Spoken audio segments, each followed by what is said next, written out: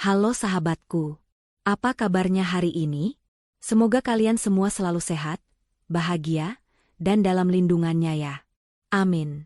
Senang sekali rasanya, kita bisa bertemu lagi di channel kesayangan kita, channel Cerita Momo. Seperti biasa, aku kembali membawa sebuah kisah baru. Tapi kali ini, siapkan hati kalian. Siapkan emosi kalian, karena cerita ini akan membuat kita gemas, marah, sedih, dan pastinya gregetan luar biasa.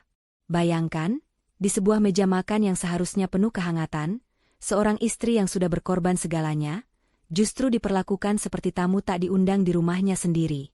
Kisah kita kali ini berjudul, dengan sengaja ibu mertua menarik kursiku di saat makan malam keluarga sambil berkata, "Awas kau. Kursi ini hanya untuk orang spesial dan terhormat." Aku syok melihat suamiku datang bersama gundiknya duduk bersandingan. Ku buat hidup mereka hancur dan menyesal seumur hidupnya. Wah, dari judulnya saja sudah terbayang ya betapa menyakitkannya penghinaan ini. Sebelum kita masuk ke bab pertama, aku mau ajak kalian dulu. Bagi yang merasa kisah ini akan seru, tolong dukung channel Cerita Momo dengan menekan tombol like untuk video ini. Bagi yang baru menemukan channel ini, selamat datang ya. Jangan lupa tekan tombol subscribe dan nyalakan lonceng notifikasinya, supaya kita bisa terus terhubung dan kalian tidak ketinggalan kisah-kisah terbaru yang pastinya semakin seru. Dan, aku mau sapa kalian semua yang sudah setia hadir. Ayo, kita absen dulu.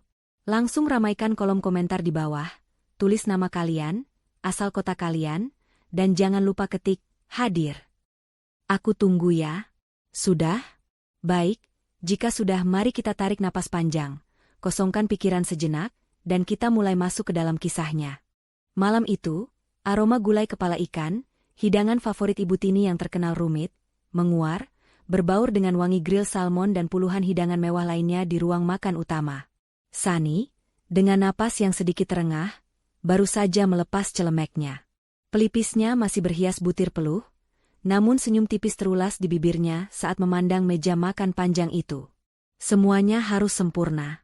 Gelas kristal warisan keluarga berkilauan di bawah cahaya lampu gantung. Sendok perak tertata presisi di samping piring-piring porselen mahal.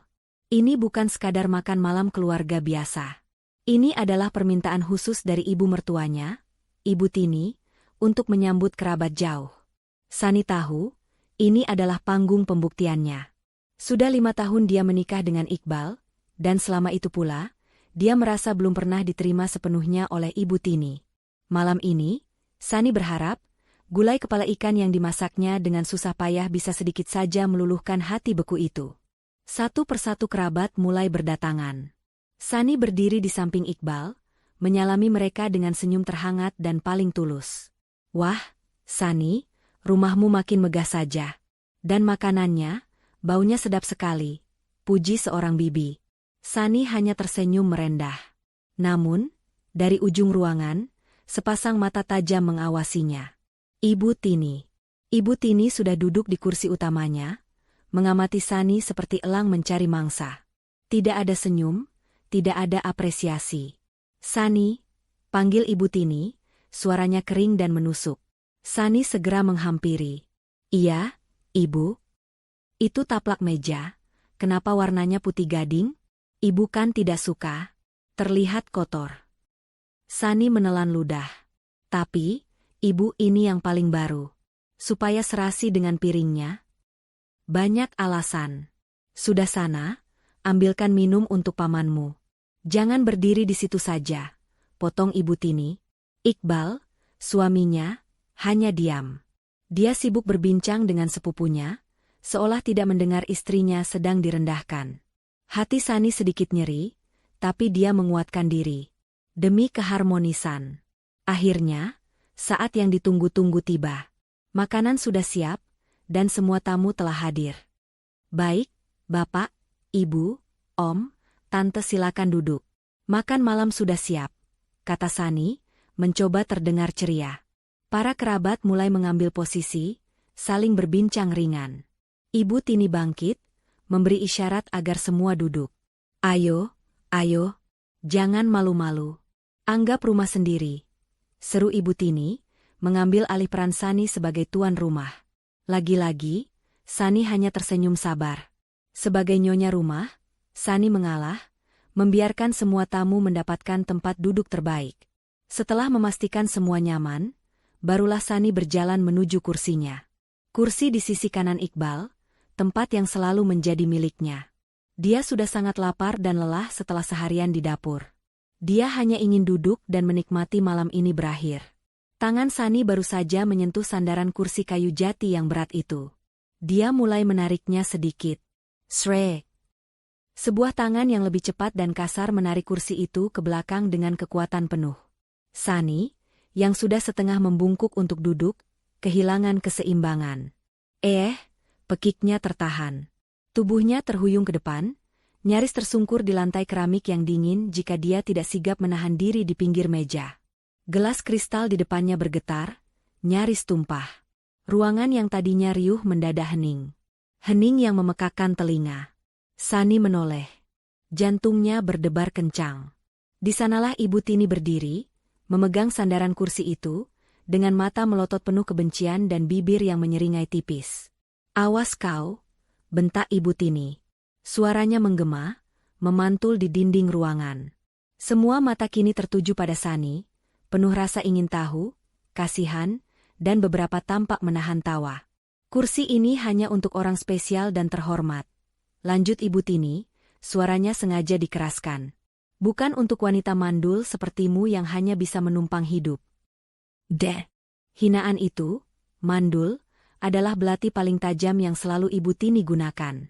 Wajah Sani memerah padam, lalu pucat pasi. Dia melihat paman dan bibinya buru-buru membuang muka, pura-pura sibuk dengan sendok mereka. Rasa malu, sakit hati, dan amarah yang membara bercampur jadi satu. Telinganya berdengung. "Ibu, tapi saya..." Suara Sani bergetar, nyaris tak terdengar. "Tapi apa?" "Hah? Kamu mau membantah ibu?" sergah Ibu Tini, semakin menjadi-jadi. "Kamu pikir karena kamu yang masak semua ini, kamu pantas duduk di sini? Tidak.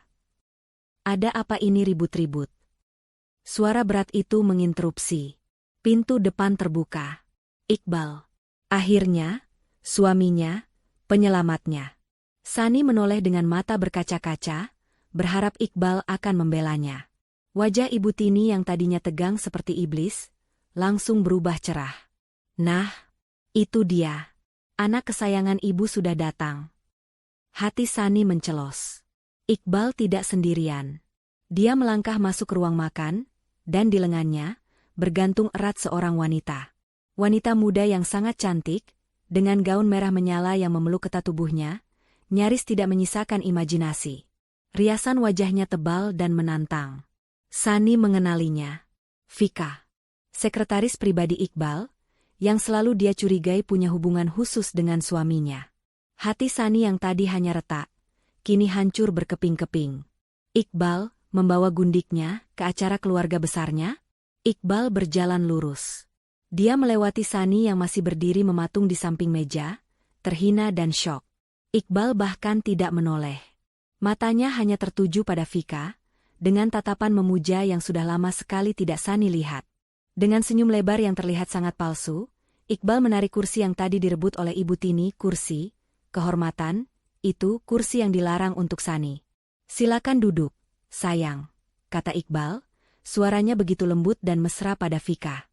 "Maaf ya, pestanya hampir dimulai tanpamu." Vika tertawa kecil, suara tawanya melengking seperti lonceng kematian di telinga Sani. Dia duduk dengan gaya angkuh seorang ratu, dagunya terangkat, dan matanya melirik Sani dari atas ke bawah dengan tatapan kemenangan yang jelas. Ibu Tini tersenyum puas. Dia bahkan menggeser kursinya agar lebih dekat dengan Vika. "Nah, ini baru pantas. Ini baru menantu idaman ibu. Selamat datang di keluarga kami, Vika sayang." Dunia Sani serasa berhenti berputar. Udara di paru-parunya seakan tersedot habis.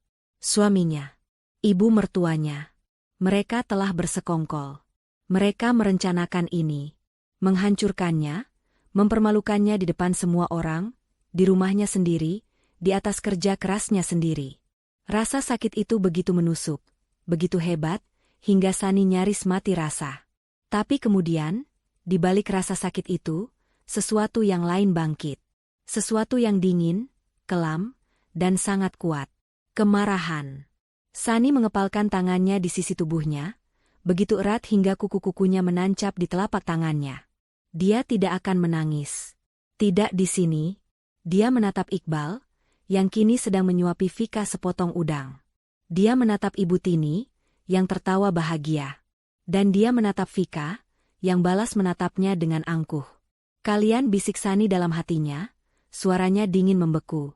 Kalian akan menyesal telah melakukan ini padaku. Aku bersumpah.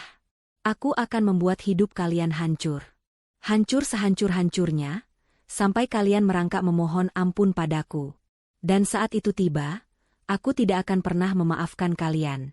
Para tamu berpamitan dengan canggung. Sani masih berdiri kaku di tempatnya, di samping kursi yang seharusnya menjadi miliknya. Dia tidak tahu sudah berapa lama dia membeku di sana. Mungkin 5 menit, mungkin 15. Ruangan yang tadi hening, mencekam kini dipenuhi bisikan canggung. Paman dan bibi yang tadi memujinya, kini buru-buru menghabiskan minuman mereka, menghindari tatapan mata Sani seolah dia adalah hantu. Kami permisi dulu ya, Tini, Iqbal, kata seorang paman, suaranya dipelankan. Iya, Tante, terima kasih makanannya, sahut istrinya, menarik tangan suaminya agar cepat-cepat keluar. Mereka semua pergi tergesa-gesa, meninggalkan Sani yang berdiri sendirian di ruang makannya yang megah. Iqbal, Ibu Tini, dan Vika sama sekali tidak mengantar tamu ke depan. Mereka bertiga masih duduk di meja makan. Ibu Tini tampak puas, Vika tersenyum mengejek, dan Iqbal hanya menunduk, pura-pura sibuk dengan ponselnya. Pintu utama akhirnya tertutup. Suara, klik, dari kunci pintu itu seakan menjadi penanda dimulainya babak neraka yang baru. Hening. Yang terdengar kini hanyalah denting pelan sendok perak yang beradu dengan piring. Vika. Wanita itu masih makan. Dia mengambil sepotong besar gulai kepala ikan, hidangan yang Sani masak dengan susah payah, dan melahapnya dengan nikmat, seolah sedang menonton pertunjukan drama yang sangat seru. Enak juga masakan istrimu, Mas, kata Vika, suaranya sengaja dibuat manja sambil menyeka sudut bibirnya. Lumayanlah, untuk ukuran wanita yang sudah tidak terpakai. Ibu Tini terkekeh pelan. Tentu saja. Dia kan memang pelayan. Itu satu-satunya keahliannya. Darah Sani mendidih. Rasa sakit di hatinya kini berubah menjadi bara api. Dia mengepalkan tangannya. Cukup. Dia sudah cukup diam. Dia berjalan mendekati meja, mengabaikan Vika dan Ibu Tini. Matanya terkunci lurus pada pria yang masih berstatus suaminya. Iqbal, panggil Sani. Suaranya keluar dengan serak, dingin, dan bergetar hebat. Iqbal sedikit tersentak. Dia mengangkat kepalanya perlahan, ekspresinya sulit dibaca. Apa maksud semua ini? Tanya Sani, menuntut. Iqbal menghela napas, lalu meletakkan ponselnya. Maksud apa? Sani, kamu lihat sendiri. Vika ada di sini. Di sini? Suara Sani mulai meninggi. Di rumahku? Di meja makanku? Kamu membawanya ke sini, duduk di kursi itu, setelah ibumu mempermalukanku di depan seluruh keluarga. Jaga bicaramu, Sani, bentak Ibu Tini, suaranya melengking. Kamu yang seharusnya malu. Berani-beraninya kamu meninggikan suara di depan suamimu. Tidak sopan. Ibu diam dulu. Ini urusanku dengan suamiku. Balas Sani, keberaniannya muncul entah dari mana. Oh, berani kamu membentak ibu, ya? Sani, cukup. Kali ini Iqbal yang menggebrak meja. Piring-piring porselen itu bergetar, air di gelas kristal bergoyang. Jangan pernah kamu membentak ibuku. Dan jangan pernah kamu membentak Vika. Sani tertegun. Napasnya tercekat. Iqbal membentaknya demi mereka. Dia tamuku, lanjut Iqbal, matanya memerah. Tamu kehormatan. Tamu kehormatan? Sani tertawa. Tawa yang kering dan penuh luka. Gundikmu kamu sebut tamu kehormatan. Iqbal, di mana akal sehatmu? Itu lebih baik daripada istri yang tidak becus. Balas Iqbal, kata-katanya menusuk tajam. Kamu tidak bisa mengurus suami. Kamu tidak pernah benar-benar ada untukku. Kamu hanya sibuk dengan butikmu, dengan teman-temanmu. Aku sibuk bekerja. Iqbal, aku bekerja untuk siapa? Untuk membayar cicilan rumah ini. Untuk membayar gaya hidup ibu. Pekik Sani, tak percaya suaminya bisa memutarbalikkan fakta. Alasan, sahut Ibu Tini. Bilang saja kamu memang tidak bisa melayani suami. Vika tersenyum simpul, lalu mengelus lembut lengan Iqbal. Sudah, Mas, jangan marah-marah. Kasihan Mbak Sani, mungkin dia lelah. Dan kamu? Iqbal menunjuk Sani, suaranya kini bergetar karena emosi yang tertahan. Dan ibu benar. 5 tahun, Sani, 5 tahun pernikahan kita. Kamu tidak bisa memberiku apa-apa. Kamu tidak bisa memberiku keturunan. Belati itu lagi. Tapi kali ini, yang menghunuskannya adalah suaminya sendiri. Vika. Lanjut Iqbal, suaranya melembut saat menatap Vika. Vika bisa. Mata Sani melebar. Dia melihat Vika tersenyum penuh kemenangan, dan tangan Vika, dengan sengaja mengelus perutnya yang masih rata. Hamil? Bisik Sani. Ibu Tini tertawa keras. Tawa yang memekakkan telinga. Hahaha. Ya, hamil. Vika sedang mengandung cucuku. Pewaris keluarga ini. Sesuatu yang tidak akan pernah bisa kamu berikan, dasar wanita mandul. Dunia Sani runtuh.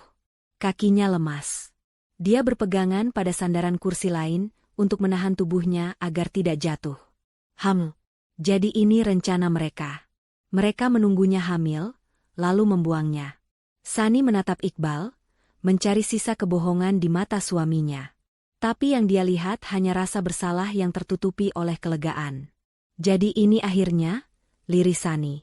Ini bukan akhir, Sani. Ini awal yang baru, kata Iqbal, mencoba terdengar bijak. Awal yang baru untuk kalian, potong Ibu Tini.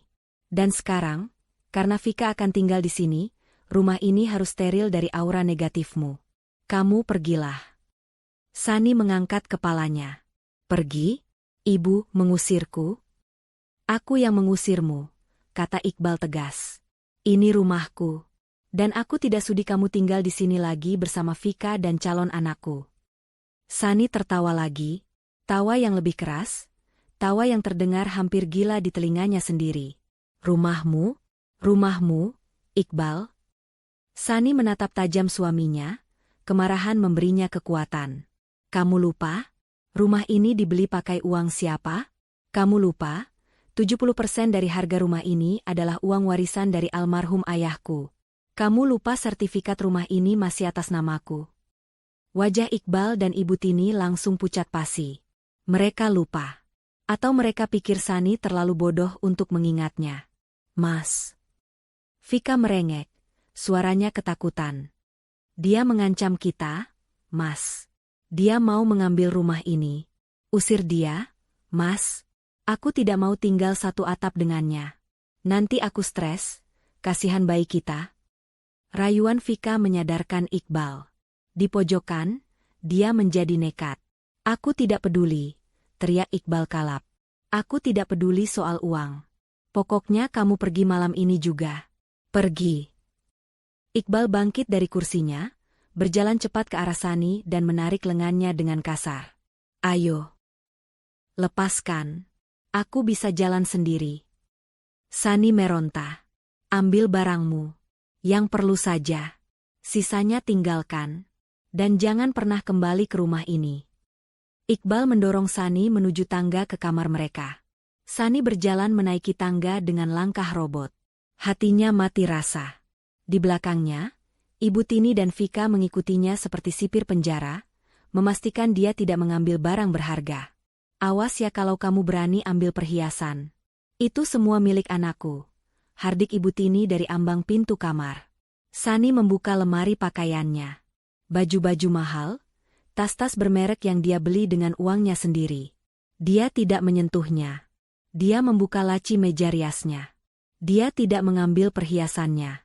Dia hanya mengambil paspor, buku tabungan, ijazah, dan dokumen-dokumen penting miliknya. Dia mengambil satu koper kabin kecil. Dia hanya memasukkan beberapa helai baju ganti, pakaian dalam, dan perlengkapan mandi esensial. Dia melihat foto pernikahan mereka di atas nakas. Iqbal tersenyum begitu tulus di foto itu. Sani mengambil bingkai foto itu. "Mau apa kamu? Mau kamu pecahkan?" tanya Vika sinis. Sani tersenyum tipis. "Aku hanya mau melihat wajah bodohku," katanya. Lalu, dengan tenang, dia meletakkan bingkai foto itu menghadap ke bawah. Dia menutup kopernya. Sudah. Dia menyeret koper kecil itu keluar kamar, melewati Ibu Tini dan Vika. Dia menuruni tangga. Iqbal sudah menunggu di pintu depan, membukanya lebar-lebar. Udara malam yang dingin langsung menerpa wajah Sani, membuatnya menggigil. "Cepat pergi," usir Iqbal, tidak berani menatap mata istrinya. Sani berhenti tepat di depan suaminya. Dia menatap mata Iqbal dalam-dalam. "Kamu akan menyesali ini, Iqbal. Bukan hanya menyesal. Kamu akan hancur sehancur-hancurnya." Iqbal membuang muka. "Omong kosong. Pergi." Sani lalu menoleh ke Ibu Tini yang berdiri di belakang Iqbal dengan senyum kemenangan. "Dan Ibu selamat menikmati, menantu terhormat, dan cucu pewaris, Ibu. Semoga Vika bisa memasak gulai kepala ikan seenak masakan, wanita mandul, ini." Wajah Ibu Tini memerah karena marah. Sani melangkah keluar pintu. Dia tidak menangis. Air matanya sudah kering, membeku bersama hatinya. Dia menarik gagang kopernya. Tepat saat dia melangkahkan kakinya melewati ambang pintu. "Tunggu. Ini," seru Iqbal. Iqbal melemparkan sesuatu ke kakinya. Benda itu jatuh di lantai teras yang berdebu. Celemek. Celemek yang Sani pakai seharian untuk memasak hidangan pesta malam itu. "Bawa juga celemekmu. Supaya kamu ingat tempatmu yang seharusnya," hina Iqbal. Sani menatap celemek itu sejenak. Lalu dia menatap Iqbal. Dia tidak membungkuk untuk mengambilnya. Dia hanya tersenyum dingin. "Terima kasih sudah mengingatkanku," katanya. Lalu dia berbalik, menarik kopernya, dan melangkah ke dalam kegelapan malam, meninggalkan istana yang dia bangun dengan keringatnya sendiri, hanya dengan satu koper dan harga diri yang tercabik-cabik. Taksi yang ditumpanginya melaju membelah malam yang pekat. Sani duduk kaku di kursi belakang, memeluk tas tangannya erat-erat. Koper kabin kecil itu teronggok di sampingnya, saksi bisu pengusirannya. Dia tidak menangis. Belum. Tubuhnya masih bergetar hebat, campuran antara amarah yang membara dan rasa dingin yang menusuk tulang. Sopir taksi itu sesekali meliriknya dari kaca spion. Seorang wanita, rapi namun tampak kacau, diusir dari rumah mewah di tengah malam buta. Sani mengabaikan tatapan kasihan itu.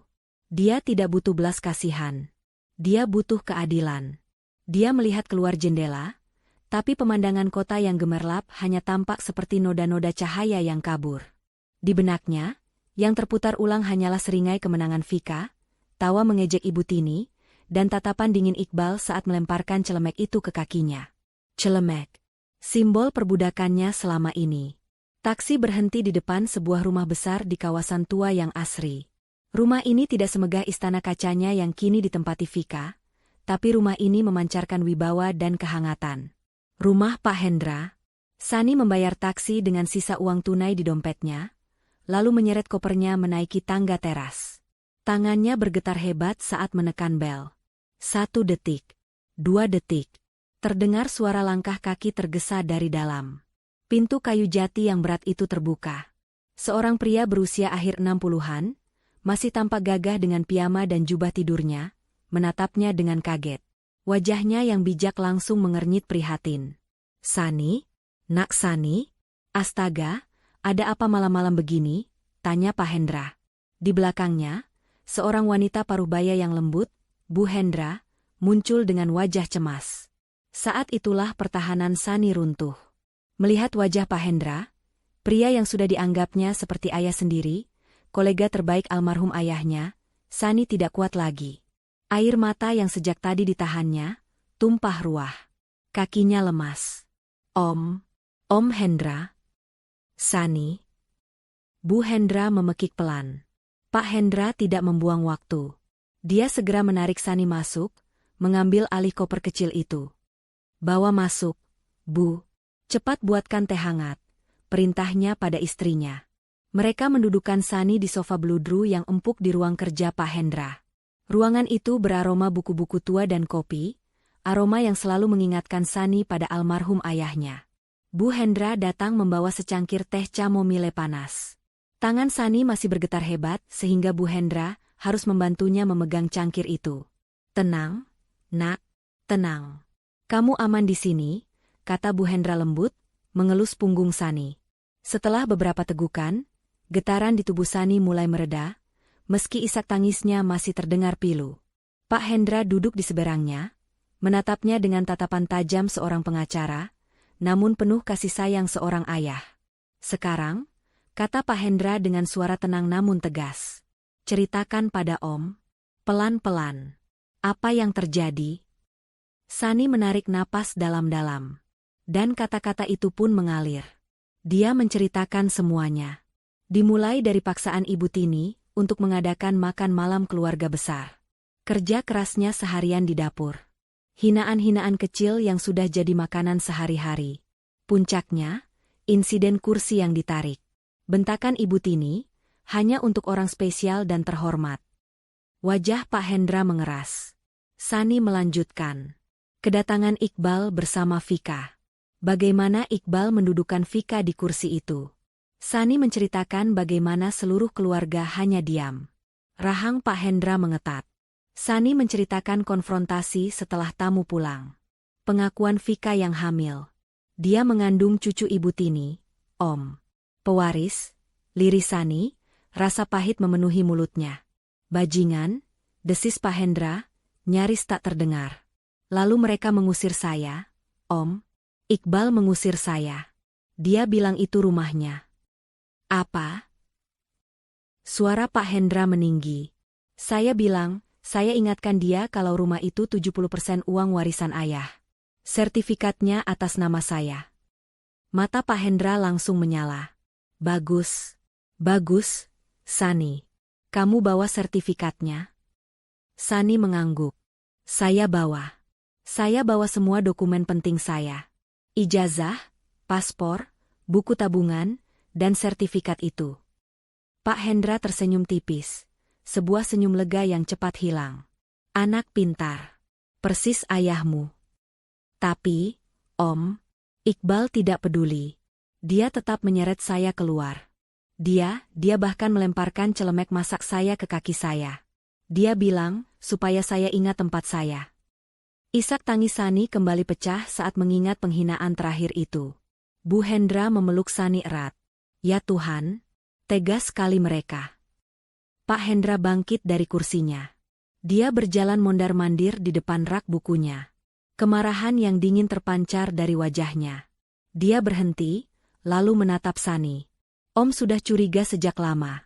Sani, katanya, sejak ayahmu meninggal, Om sudah curiga dengan niat Iqbal dan ibunya. Curiga apa, Om? Ayahmu orang yang teliti. Dia meninggalkan warisan yang sangat besar untukmu. Tapi setelah kamu menikah, Om lihat laporan keuangan perusahaanmu, ada yang aneh. Ada investasi-investasi yang tidak masuk akal. Ada pengeluaran-pengeluaran besar atas nama, biaya representasi yang ditandatangani Iqbal.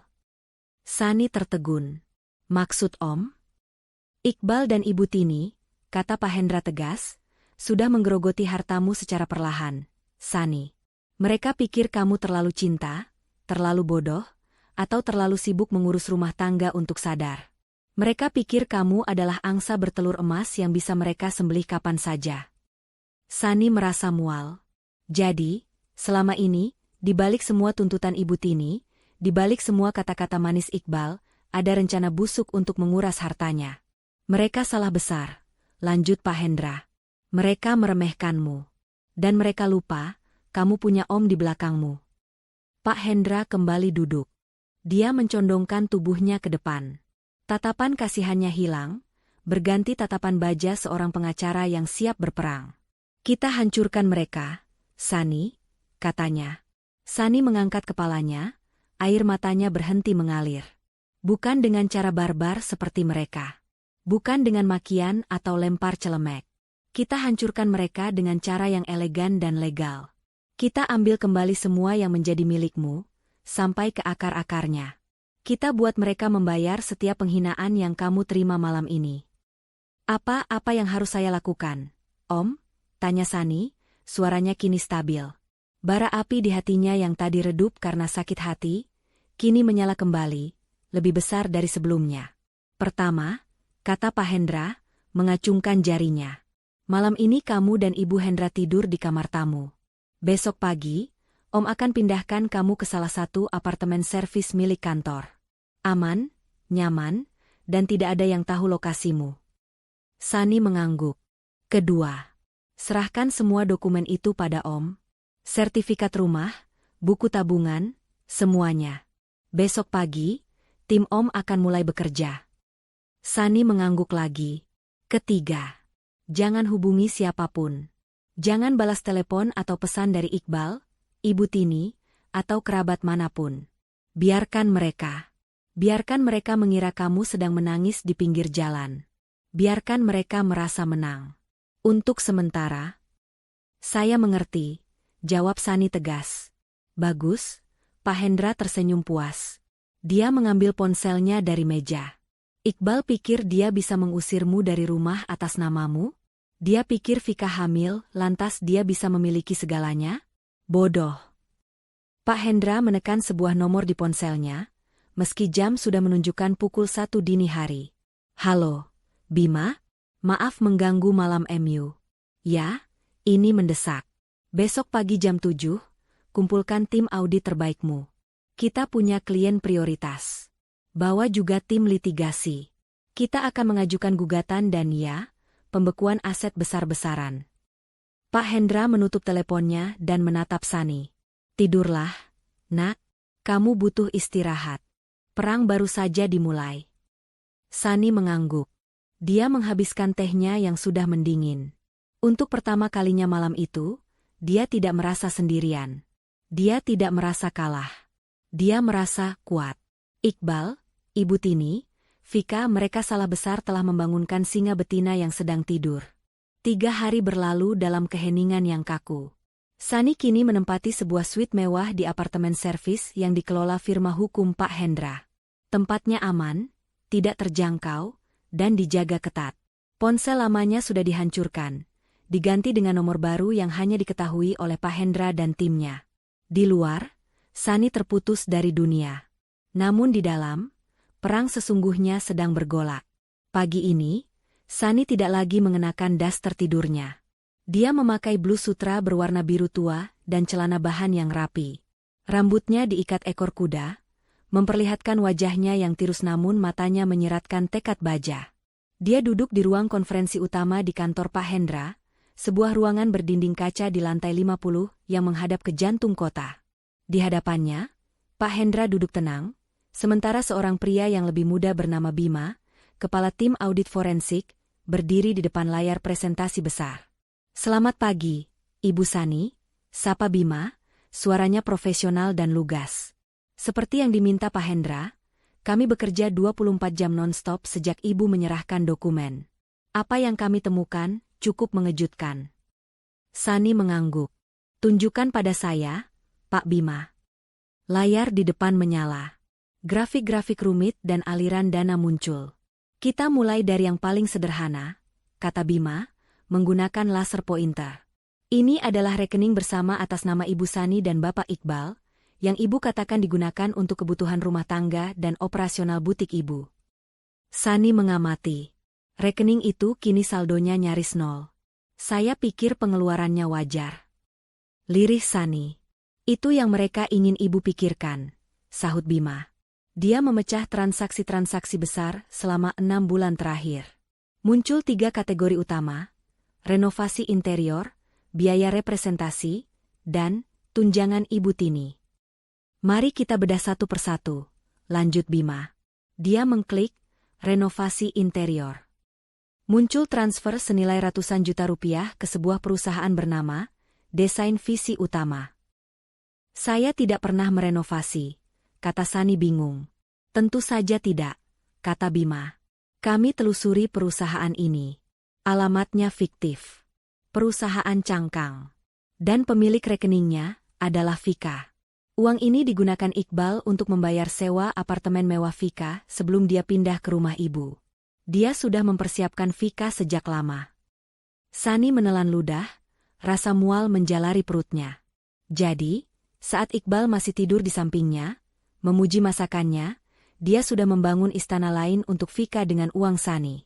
Bima melanjutkan ke kategori kedua, biaya representasi. Rangkaian gesekan kartu kredit tanpa batas yang terhubung ke rekening bersama. Bapak Iqbal bilang ini untuk menjamu klien butik ibu, kan? Sani mengangguk kaku. Layar menampilkan rentetan foto. Bukti tagihan restoran bintang 5, tagihan dari butik-butik brand mewah, tagihan pembelian perhiasan. Kliennya, kata Bima sinis, tampaknya selalu Vika. Ini, foto-foto dari media sosial Vika, yang sudah kami kumpulkan. Dia memakai kalung berlian yang dibeli pada tanggal 10 Oktober. Di sini tagihannya, atas nama, biaya klien. Dia memamerkan tas edisi terbatas yang dibeli tanggal 25 Oktober. Ini tagihannya. Semuanya dibayar dari rekening ibu. Sani memejamkan mata sejenak. Dia ingat hari-hari di mana dia harus memutar otak mencari dana segar untuk butiknya, sementara suaminya berpesta pora dengan uangnya, memakaikan gundiknya barang-barang yang Sani sendiri enggan beli karena ingin berhemat. Dan yang terakhir, kata Bima, suaranya sedikit melembut, tunjangan Ibu Tini. Ini adalah transfer bulanan yang stabil. Tapi jumlahnya membuat mata Sani terbelalak. 300 juta? Sebulan? Pekik Sani. Tapi Ibu Tini selalu bilang dia tidak punya uang. Dia selalu minta uang tunai pada saya setiap minggu untuk biaya berobat. Uang tunai itu, sela Pak Hendra dengan geram, hanyalah uang jajannya, Sani. Ini uang pokoknya. Dan kami lacak rekening Ibu Tini, dia menggunakannya untuk membeli beberapa unit apartemen di pinggir kota dan bermain saham. Dia membangun kerajaan kecilnya sendiri di belakangmu. Sani bersandar di kursinya. Dia merasa bodoh. Sangat bodoh. Dia telah dikelilingi oleh ular beludak yang tersenyum manis padanya. Itu semua, kata Pak Hendra, baru pemanasan, Sani. Bima, tunjukkan penemuan utamamu. Wajah Bima kembali serius. Dia mengganti tampilan layar. Kini yang muncul adalah sebuah dokumen perjanjian pinjaman. Ibu Sani, apa Ibu pernah mendengar tentang Lender Global Pacific? Sani menggeleng. 3 bulan lalu, jelas Bima, ada pinjaman besar yang diajukan atas nama Ibu Sani. Pinjaman senilai 50 miliar rupiah. Apa? Sani dan Pak Hendra berseru hampir bersamaan. Saya tidak pernah meminjam uang sebanyak itu, seru Sani, panik. Kami tahu, kata Bima. Pinjaman ini dijaminkan menggunakan aset paling berharga milik Ibu. Bukan rumah. Tapi 40% saham Ibu di perusahaan holding peninggalan almarhum ayah Ibu. Darah Sani serasa surut dari wajahnya. Tidak mungkin itu. Ini yang paling buruk, Ibu Sani, kata Bima lirih. Dia memperbesar satu bagian dokumen. Tanda tangan. Di atas meterai. Nama, Sani Adiwijaya. Itu mirip sekali, bisik Sani ngeri. Sebuah pemalsuan yang sangat bagus, kata Bima. Iqbal pasti telah mempelajarinya berbulan-bulan. Dia pasti mengambilnya dari salah satu dokumen lama yang Ibu tanda tangani. Bajingan. Pak Hendra menggebrak meja. Dia tidak hanya mencuri, dia menjebakmu, Sani. Jika pinjaman ini gagal bayar, saham ayahmu akan disita oleh kreditur. Iqbal menghancurkanmu sampai ke akarnya. Kemana uangnya pergi, Bima? Tanya Pak Hendra cepat. Bima menunjukkan diagram aliran dana lagi. 50 miliar itu, katanya, 2 hari setelah cair, langsung ditransfer seluruhnya ke satu rekening. Sebuah perusahaan properti yang baru terdaftar 1 hari sebelumnya. Bima mengklik nama perusahaan itu. Layar menampilkan akta pendirian perusahaan. PT. Vika Jaya Perkasa Direktur Utama, Vika Handayani. Sani terkesiap. Jadi Vika bukan sekadar gundik. Dia bukan sekadar wanita hamil yang ingin merebut suami orang. Dia adalah rekan kejahatan. Mereka telah merencanakan ini. Menguras rekening harian, lalu mengambil satu jarahan terbesar, menggadaikan masa depan Sani, dan melimpahkannya ke perusahaan baru Vika. Ini bukan lagi pengkhianatan rumah tangga. Om, kata Sani, suaranya kini dingin seperti es. Getarannya hilang, digantikan oleh amarah yang jernih. Dia menatap Pak Hendra dengan mata yang tidak lagi menyeratkan air mata. Ini kriminal. Ini penipuan. Ini pemalsuan. Ini pencucian uang. Pak Hendra menatap Sani, ada rasa bangga di matanya. Tepat sekali, Nak. Iqbal pikir saya bodoh. Ibu Tini pikir saya pelayan. Vika pikir saya pecundang. Sani berdiri. Dia berjalan ke arah jendela kaca, memandang kota di bawahnya. Mobil-mobil tampak seperti semut. Orang-orang tampak tidak berarti. Mereka salah, lanjut Sani, membelakangi mereka. Mereka telah meremehkan saya untuk terakhir kalinya. Dia berbalik. Wajahnya tenang, namun mematikan. Om Hendra, saya tidak mau hanya bercerai. Saya tidak mau hanya uang saya kembali. Sani menatap lurus ke mata Pak Hendra. Saya mau mereka merasakan dinginnya lantai penjara. Saya mau nama Vika Jaya Perkasa itu hancur sebelum sempat membangun pondasi pertamanya. Saya mau Ibu Tini mengemis di jalanan, tempat di mana dia membuang saya. Pak Hendra tersenyum. Senyum yang dingin dan penuh perhitungan. Rencana yang bagus. Sani, Bima, segera siapkan laporan untuk diserahkan ke kepolisian. Tim litigasi pidana, ambil alih. Gugatan perdata kita bisa menunggu. Kita jebloskan mereka ke penjara dulu. 3 hari berlalu sejak malam pengusiran itu. 3 hari yang terasa seperti 3 dekade bagi Sani di dalam apartemennya yang sunyi. Tapi di rumah megah di kawasan elit itu, rumah yang dirampas dari Sani, suasananya sungguh berbeda. Udara yang dulu dipenuhi aroma masakan Sani yang hangat dan rempah-rempah yang menenangkan, kini berganti menjadi pekat oleh aroma parfum impor yang mahal dan menyengat. Parfum Vika. Ibu Tini duduk di sofa beludru yang dulu sering diduduki Sani saat melepas lelah. Kini, Ibu Tini duduk di sana seperti seorang ratu, kakinya diselonjorkan di atas meja kopi marmer. Di tangannya, cangkir porselen tipis berisi teh Earl Grey yang dia minta pelayan baru untuk seduhkan. Ya, pelayan baru. Sehari setelah Sani pergi, Ibu Tini langsung memecat asisten rumah tangga lama yang dianggapnya terlalu setia pada Sani, dan menggantinya dengan 3 orang baru, yang gajinya tentu saja diambil dari rekening yang kini dikuasai Iqbal. Ibu Tini mendesah puas, meletakkan cangkirnya. Akhirnya, rumah ini terasa bernapas. Bersih dari aura negatif wanita mandul itu. Dia memandang sekeliling. Semuanya berkilau. Dia menang. Akhirnya dia menang telak. Langkah kaki terdengar malas menuruni tangga. Pukul 11 siang. Vika baru saja bangun.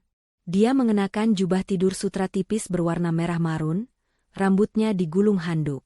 Wajahnya cemberut. Ibu, panggil Vika, suaranya sengaja dibuat merengek. Sarapanku mana? Aku lapar banget, ini kasihan dedek bayinya. Ibu Tini yang sedang bersantai, sontak sedikit menegakkan duduknya. Ada sebersit rasa kesal di wajahnya. Dia adalah ratu, tapi Vika memegang kartu truf, sang pewaris. Ibu Tini terpaksa harus melayani wanita ini, setidaknya sampai cucunya lahir. Sudah, jangan teriak-teriak. Nanti ibu suruh pelayan bawakan, sahut Ibu Tini, mencoba sabar. Kamu mau makan apa? Biar ibu suruh masak yang enak. Aku nggak mau masakan pelayan. Nggak enak. Aku mau sandwich salmon asap pakai krim cheese impor. Dan jus stroberi segar, tapi stroberinya harus dari Korea, rengek Vika, sambil menghempaskan diri di sofa seberang. Ibu Tini menghela napas. Banyak maunya, batinnya, tapi dia tersenyum. Iya, sayang.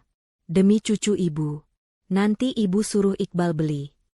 Tepat saat itu, pintu depan terbuka. Iqbal masuk. Wajahnya tidak lagi kusut seperti saat bersama Sani. Dia tampak berkuasa. Setelan jasnya yang mahal terlihat licin, Jam tangan baru melingkar di pergelangan tangannya, jam tangan yang Sani tahu harganya bisa membeli mobil. Dia tidak lagi terlihat seperti suami yang menumpang pada kekayaan istri. Dia terlihat seperti bos. Mas. Vika langsung berlari manja, memeluk Iqbal. Kamu dari mana aja? Aku kangen. Iqbal tertawa, mencium kening Vika dalam-dalam. Dari kantor, sayang. Mengurus perusahaan baru kita. Matanya bersinar bangga. PT.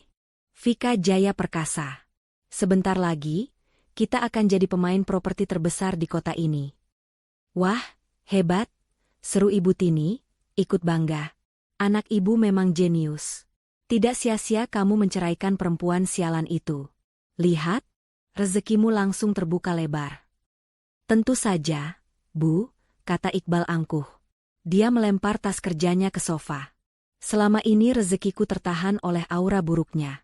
Sekarang, setelah dia pergi, semuanya lancar. Bagus, Mas. Vika menepuk-nepuk dada Iqbal.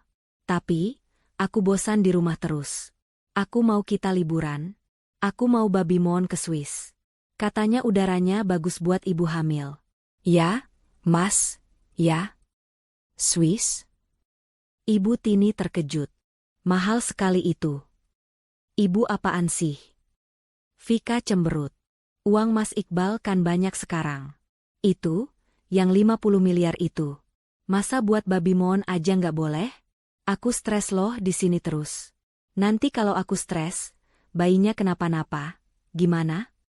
Ancaman itu selalu berhasil. Wajah Iqbal langsung melunak. SSH jangan ngomong gitu, sayang. Oke. Kita ke Swiss. Apapun buat kamu dan calon jagoan papa. Iqbal mengelus perut Vika yang sebenarnya masih rata. Nah, gitu dong. Vika tersenyum penuh kemenangan. Mereka bertiga duduk di ruang tamu itu, tertawa-tawa. Mereka membicarakan rencana besar mereka. Pesta. Bukan sekadar pesta ulang tahun atau arisan. Mereka akan mengadakan pesta besar-besaran di ballroom hotel termewah di kota. Kita akan undang semua rekan bisnis, semua kerabat, seru Ibu Tini bersemangat. Kita umumkan 2 hal. Pertama, peluncuran resmi PT. Vika Jaya Perkasa. Kedua, kehamilan Vika. Kita umumkan kita akan segera punya pewaris. Ide bagus, Bu. Iqbal setuju. Kita buat Sani makin hancur.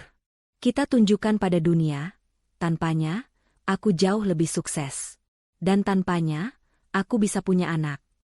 Oh ya, ngomong-ngomong soal Sani, Vika tiba-tiba teringat. Ada kabar dari dia, Mas? Dia nggak hubungi kamu? Iqbal mendengus. Tidak ada.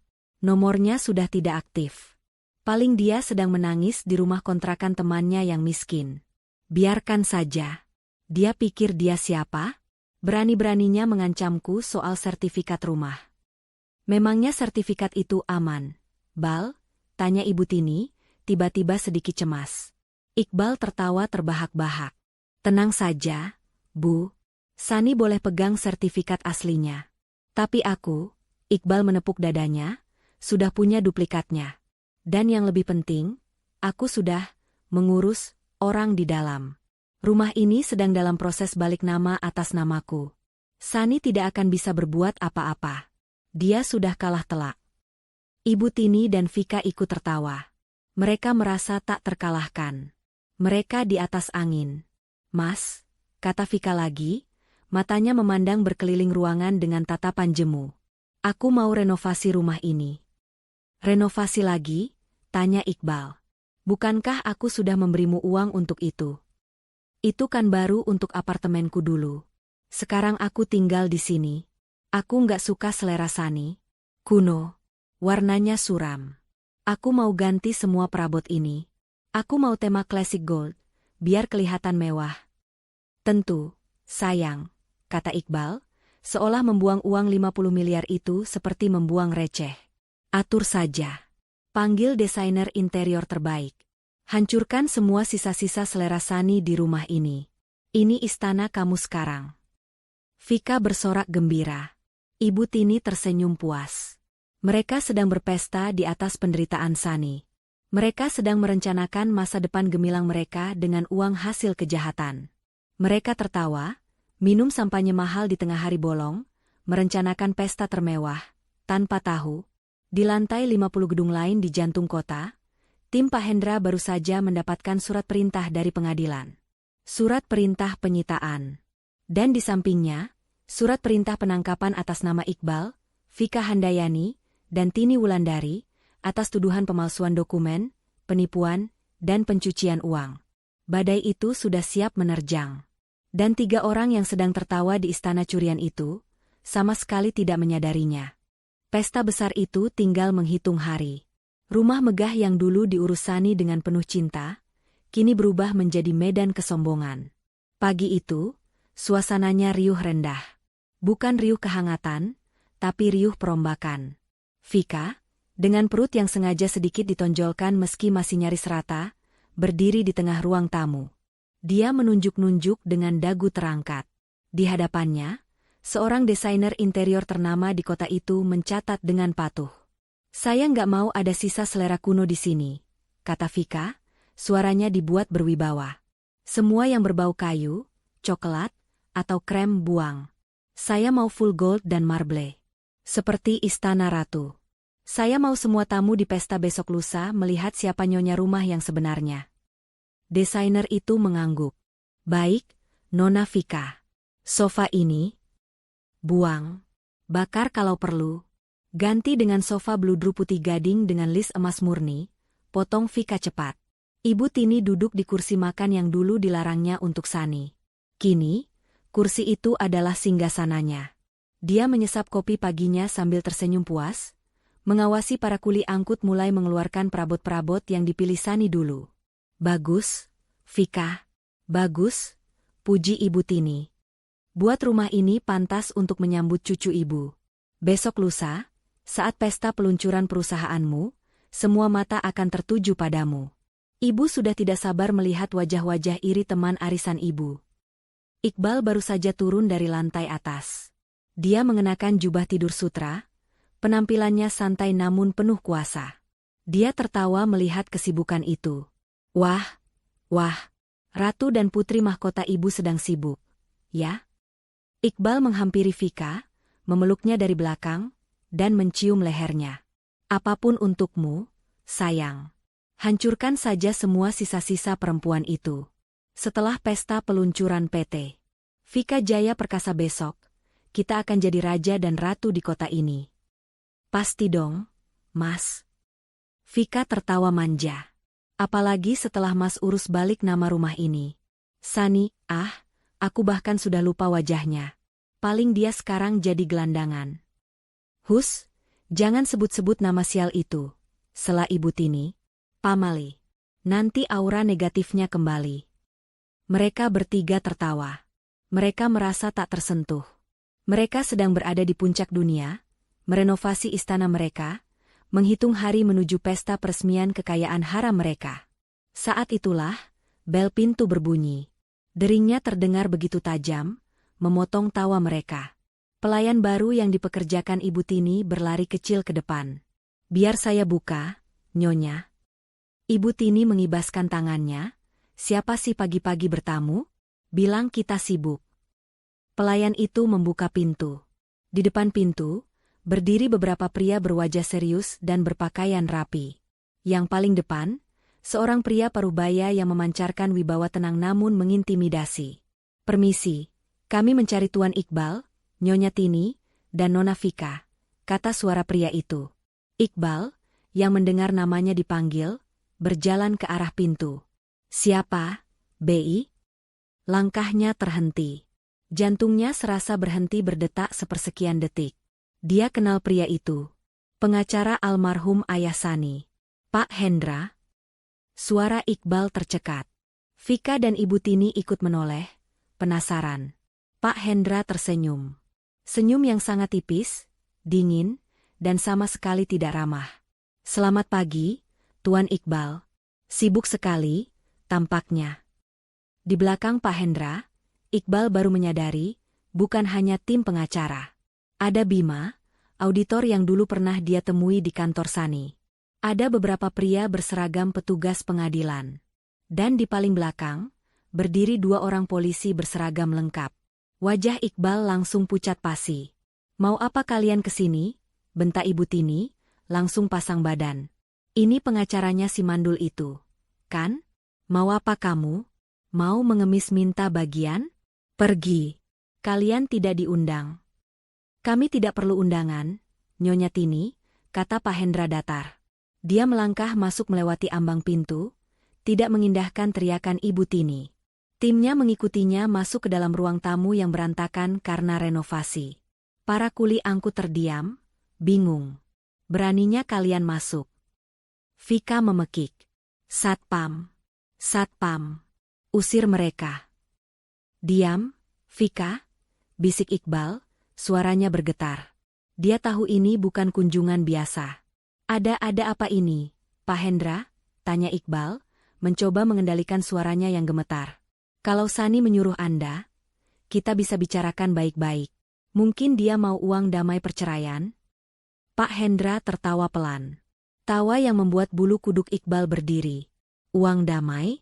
Tuan Iqbal, Anda tampaknya benar-benar tidak mengerti situasinya." Pak Hendra memberi isyarat pada Bima. Bima melangkah maju, menyerahkan setumpuk tebal dokumen resmi ke tangan Iqbal. Tangan Iqbal gemetar hebat saat menerimanya. "Apa ini?" tanya Iqbal. "Surat perintah penyitaan aset dari pengadilan negeri," jawab Pak Hendra. Suaranya sengaja dikeraskan, agar terdengar oleh semua orang di ruangan itu. "Berdasarkan laporan klien kami, Nyonya Sani Adiwijaya, atas dugaan tindak pidana pemalsuan dokumen." Mata Iqbal membelalak. Penipuan terencana senilai 50 miliar rupiah. Mulut Vika terbuka. 50? Dan tindak pidana pencucian uang, tutup Pak Hendra. "Fitnah." Iqbal berteriak kalap, melemparkan dokumen itu ke lantai. "Itu semua bohong. Sani menjebak saya. Dia tidak punya bukti." "Oh, kami punya," sahut Bima tenang. "Kami punya bukti pemalsuan tanda tangan Ibu Sani pada dokumen pinjaman. Kami punya jejak aliran dana 50 miliar itu yang masuk rekening perusahaan cangkang atas nama Nona Vika Handayani di sini." Vika tersentak. Wajahnya yang tadi angkuh kini sepucat mayat. "Mas. Mas, dia tahu, Mas." Bisiknya panik. "Petugas, perintah Pak Hendra, mengabaikan kepanikan mereka. Silakan laksanakan tugas Anda." Petugas pengadilan segera bergerak. Mereka mengeluarkan gulungan stiker segel berwarna merah bertuliskan, "Disita oleh pengadilan." "Tidak. Jangan." Vika menjerit histeris saat seorang petugas hendak menempelkan stiker di piano besar di sudut ruangan. "Itu punyaku. Iqbal baru membelikannya untukku." Petugas lain mulai menempelkannya di mana-mana. Di sofa bludru baru yang baru datang. Di lukisan-lukisan mahal. Di lemari pajangan kristal. "Berhenti. Berhenti." Ibu Tini mengamuk. Dia mencoba menyerang petugas itu, tapi seorang polisi menahannya. "Ini rumah anakku. Kalian tidak berhak. Pergi kalian." Para kuli angkut dan desainer interior tadi sudah kabur terbirit-birit, tidak mau terlibat. "Mas, pestanya besok. Mas." Vika menangis, mengguncang-guncang lengan Iqbal. "Bagaimana ini? Malu, Mas, malu. Perusahaanku bagaimana? Uang kita. PT Vika Jaya Perkasa." Pak Hendra menoleh pada Vika dengan tatapan mencemooh. "Perusahaan itu rekeningnya sudah dibekukan total sejak 1 jam yang lalu. Pesta Anda resmi batal. Dan semua mobil mewah di garasi itu," Pak Hendra menunjuk ke arah garasi, "juga kami sita." "Tidak, Aa." Vika luruh ke lantai, menangis meraung-raung. Iqbal terhuyung mundur, bersandar di dinding. Habis. Semuanya habis. Dia menatap Pak Hendra dengan putus asa. Saya bisa jelaskan. Ini salah paham. Tolong, di mana Sani? Biar saya bicara. Saya akan ceraikan Vika. Saya akan kembali pada Sani. Tolong, Pak." "Terlambat," kata Pak Hendra. "Dan lagi, Klien saya tidak sudi lagi melihat wajah Anda. Ibu Tini, melihat anaknya memohon, tiba-tiba berhenti mengamuk. Dia menatap Pak Hendra dengan nanar. Lalu, kami bagaimana? Polisi yang sejak tadi diam, kini melangkah maju. Ini belum selesai, kata polisi itu dengan suara berat. Dia mengeluarkan 3 map terpisah. Selain surat sita, kami membawa ini. Dia membuka map pertama. Surat perintah penangkapan atas nama Tuan Iqbal. Surat kedua, atas nama Nyonya Tini Wulandari. Mata Ibu Tini membelalak ngeri. Dan surat ketiga, atas nama Nona Vika Handayani. Vika berhenti menangis. Napasnya tercekat. Kalian bertiga ditahan untuk pemeriksaan lebih lanjut atas laporan Nyonya Sani Adiwijaya. Silakan ikut kami ke kantor polisi. Sekarang. Tidak. Vika menjerit paling kencang. Aku hamil. Kalian tidak lihat? Aku hamil. Kalian tidak bisa penjarakan aku. Mas Iqbal. Tolong aku, Mas. Aku tidak mau masuk penjara. Aku tidak mau. Anda bisa jelaskan kehamilan Anda pada penyidik, kata polisi itu tanpa emosi, sambil mengeluarkan borgol. Cucuku. Desis Ibu Tini, tubuhnya gemetar hebat. Kalian mau memenjarakan cucuku? Dia menatap Iqbal dengan kebencian. Ini semua salahmu, Iqbal. Bodoh. Bodoh. Kenapa bisa ketahuan? Iqbal tidak menjawab. Dia terlalu syok. Pagi ini dia adalah raja. Siang ini, dia menjadi penjahat yang akan diborgol. Pak Hendra berdiri di tengah ruangan yang kini penuh stiker sita, menonton dengan tenang saat polisi memborgol tangan Iqbal. Dia melihat Vika yang meronta-ronta dan Ibu Tini yang menangis histeris. Kemenangan ini terasa jauh lebih manis daripada yang dia bayangkan. Borgol logam yang dingin itu terasa menusuk kulit. Tidak. Jangan sentuh aku. Vika menjerit, suaranya melengking tinggi, memecahkan keheningan sesaat yang mencekam. Dia meronta-ronta dengan brutal, seperti binatang liar yang terperangkap. Aku sedang hamil. Kalian tidak dengar? Hamil. Kalian mau membunuh calon cucu pewaris? Lepaskan. Lepaskan aku. Petugas polisi wanita yang ditugaskan memborgolnya tetap tenang, wajahnya tidak menunjukkan emosi. Nona, tolong jangan mempersulit. Anda akan menyakiti diri Anda sendiri. Di sisi lain, Ibu Tini tidak melawan. Dia juga tidak menangis. Dia hanya luruh. Tubuhnya yang tadi pagi duduk angkuh di singgasananya, kini terkulai di lantai keramik yang dingin. Kakinya seperti jeli, tidak mampu menopang bobot tubuhnya yang kini terasa berat oleh kehancuran. Matanya nanar, kosong, menatap stiker, disita, yang tertempel di guci anti kesayangannya.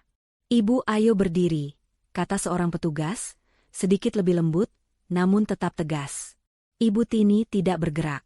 Dia harus diseret untuk berdiri oleh 2 petugas.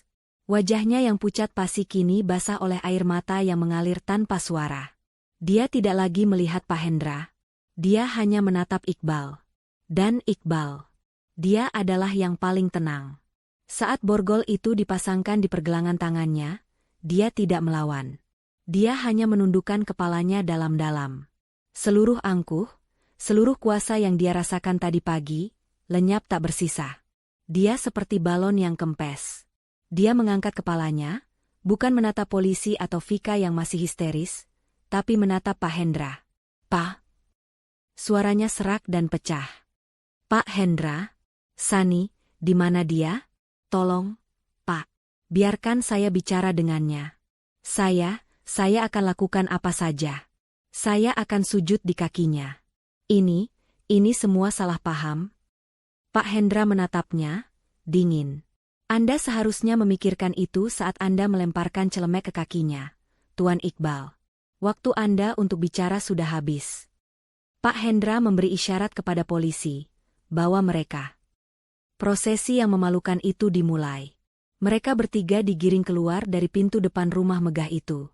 Pintu yang sama tempat Sani diusir 3 hari lalu. Dan di sanalah neraka kedua mereka dimulai. Di luar gerbang, rupanya keributan dan kedatangan beberapa mobil polisi telah menarik perhatian para tetangga. Ibu-ibu sosialita yang dulu selalu coba saingi oleh Ibu Tini. Para satpam kompleks. Mereka semua berdiri di seberang jalan, berbisik-bisik, beberapa bahkan tak malu mengeluarkan ponsel dan merekam. Ya Tuhan, itu kan Ibu Tini? Sama Iqbal? Loh, itu siapa yang perempuan muda? Kok diborgol semua? Astaga! Ditangkap. Wajah Ibu Tini serasa ditampar ribuan kali. Dia, ratu di kompleks ini, kini menjadi tontonan. Dia mencoba menyembunyikan wajahnya, tapi borgol di tangannya menghalanginya. Vika, melihat kerumunan itu, malah semakin menjadi-jadi. Apa lihat-lihat? Pergi kalian. Jangan rekam saya. Saya ini korban. Saya hamil. Tolong. Polisinya jahat. Mereka mau membunuh bayi saya. Teriakan Vika hanya membuat bisikan para tetangga semakin kencang dan rekaman video semakin jelas. Iqbal hanya bisa menunduk. Dia ingin bumi terbelah dan menelannya saat itu juga. Dia didorong masuk ke mobil polisi yang satu, terpisah dari Ibu Tini dan Vika yang dimasukkan ke mobil lainnya. Perjalanan ke kantor polisi adalah perjalanan terpanjang dalam hidup mereka. Di mobil Vika dan Ibu Tini, Vika tidak berhenti menangis dan meracau, menyalahkan semua orang. Ini semua gara-gara kamu, Mas Iqbal bodoh. Kenapa bisa ketahuan? Dan ibu juga. Kalau saja ibu tidak serakah, kita tidak akan begini. Ibu Tini hanya diam, menatap kosong keluar jendela. Penyesalannya datang terlambat. Di kantor polisi, kemewahan benar-benar dilucuti. Bau disinfektan yang tajam, lantai yang kusam, dan tatapan dingin para petugas menyambut mereka. Mereka tidak lagi dipanggil Nyonya atau Tuan. Mereka adalah tersangka. Foto. Sidik jari, perintah petugas. Satu persatu, kehormatan mereka dipreteli. Vika, yang tadi pagi memesan sofa emas murni, kini harus memegang papan nama bertuliskan namanya di depan dada. Matanya bengkak, maskaranya luntur. Iqbal, yang tadi pagi merasa seperti raja properti, kini difoto seperti penjahat rendahan. Dan Ibu Tini, dia nyaris pingsan saat jarinya ditekan ke bantalan tinta hitam. Setelah proses administrasi yang brutal itu, mereka dipisahkan. 3 ruang interogasi yang berbeda. 3 takdir yang saling terkait, namun kini harus menyelamatkan diri masing-masing. Di ruang 1, Vika berhadapan dengan seorang penyidik wanita yang sabar. Saya hamil, Bu. Saya butuh dokter. Saya tidak bisa stres. Vika memulai dengan taktik yang sama. Penyidik itu mengangguk. Kami akan panggil tim medis untuk memeriksa Anda, Nona Vika. Tapi sebelum itu, tolong jelaskan, dari mana Anda mendapatkan dana 50 miliar rupiah yang masuk ke rekening PT Vika Jaya Perkasa? Vika membeku. Saya tidak tahu. Itu semua urusan Mas Iqbal. Saya hanya menerima. Dia bilang itu hadiah untuk perusahaan baru kami. Saya tidak tahu kalau itu uang haram. Saya korban. Di ruang 2, Ibu Tini menangis sesenggukan di depan penyidik yang lebih tua. Saya tidak tahu apa-apa, Pak. Sungguh. Saya ini hanya ibu rumah tangga. Saya memang tidak suka Sani, dia mandul, Pak. Dia tidak bisa memberi saya cucu. Tapi saya tidak pernah menyuruh Iqbal mencuri.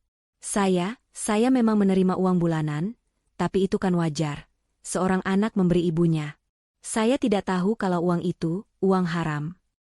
Di ruang 3, Iqbal duduk terdiam. Wajahnya pucat. Anda tahu apa kesalahan Anda, Tuan Iqbal? Tanya penyidik. Iqbal mengangguk pelan. Jelaskan soal pemalsuan tanda tangan Nyonya Sani. Iqbal menarik napas gemetar. Dia melihat ke sekeliling. Tidak ada Pak Hendra, tidak ada Ibu Tini, tidak ada Vika. Dia sendirian. Dan di saat itulah, insting pengecutnya mengambil alih. Pak, saya dijebak, lirih Iqbal. Penyidik mengangkat alis. Saya hilaf. Ini semua karena Vika. Suara Iqbal mulai meninggi, mencari pembenaran. Dia merayu saya. Dia bilang dia hamil. Dia bilang dia butuh 50 miliar untuk jaminan hidupnya dan bayinya. Dia mengancam saya, Pak. Dia bilang kalau saya tidak berikan, dia akan gugurkan kandungannya. Saya panik. Saya sayang anak itu. Jadi Anda mengaku memalsukan tanda tangan istri sah Anda untuk memberikan uang hasil kejahatan itu kepada Nona Vika? Tanya penyidik, mengunci jebakannya. Iqbal terdiam. Dia sadar baru saja mengorbankan Vika untuk menyelamatkan dirinya.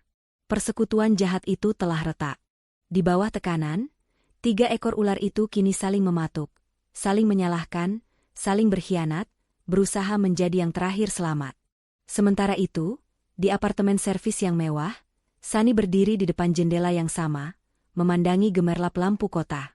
Ponsel di tangannya bergetar. Telepon dari Pak Hendra. Sudah selesai, Sani, kata Pak Hendra di seberang sana. Suaranya tenang. Mereka sudah di dalam.